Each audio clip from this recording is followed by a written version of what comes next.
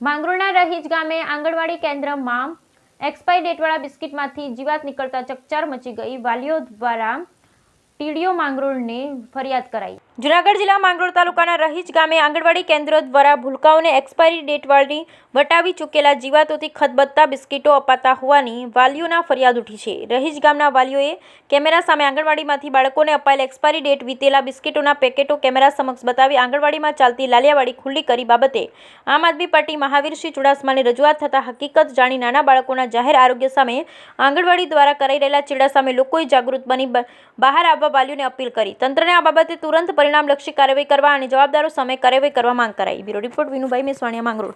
આજે આપણે મારું નામ નંદાણીયા ગોવિંદભાઈ મેરાણભાઈ નંદાણી, હું રહીશ। હવે આપણે આંગણવાડીમાં મારો છોકરો ભણવા આવે છે, બરાબર। 2 દિવસથી બિસ્કિટ એક્સપાયરી ડેટ વહી ગઈ છે 7મા મહિનામાં, ઓકે।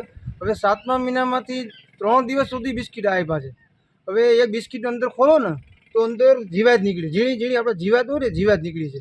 હવે મેં ઓડિટર સાહેબને અત્યારે જાણ કરી છે, મંત્રી સાહેબને અહીંયા જઈ એની વાત કરી છે તો મને કે સેમ્પલ આપજો એટલે અમે રજૂઆત કરશું, એટલે તો પછી તમને તમારે સંપર્ક કર્યો છે મેં।